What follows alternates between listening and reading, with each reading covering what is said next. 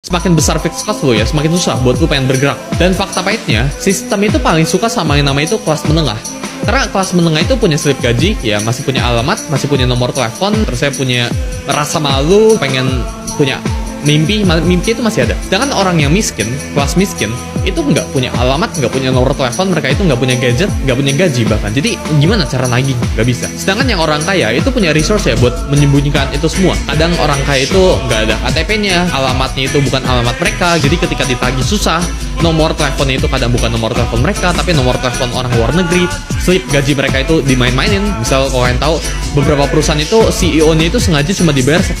Biar apa? Biar tax-nya yang mereka terima itu nggak besar. Orang kaya itu punya struktur dan punya resource-nya buat tanda kutip ngebeli hukum, tanda kutip. Jeff Bezos itu bayar $1.000 setiap bulannya buat tanda kutip ngebeli hukum. Dia punya grace ya tinggi banget ya sampai ngelewatin aturannya. Tapi karena Bezos ini orang kaya, dia tinggal bayar aja fine-nya. Dia tinggal bayar aja ya pemerintah biar ya sesuai aturannya. Orang miskin itu nggak bisa di-abuse karena orang miskin itu nggak bisa diperas apa-apa. Sedangkan orang yang menengah ya itu bisa di-abuse. Orang yang menengah itu punya gaji yang pas-pasan, ya mereka itu nggak bisa afford buat punya resource yang gila. Mereka nggak punya struktur apa-apa, yang mereka punya itu pas-pasan, otak mereka itu susah buat mikir jauh, karena ketika mereka mikir jauh, mereka harus mikirin buat besok kayak gimana, buat bulan depan kayak gimana. Otak mereka itu mikirinnya itu from month to month, ya dari paycheck to paycheck.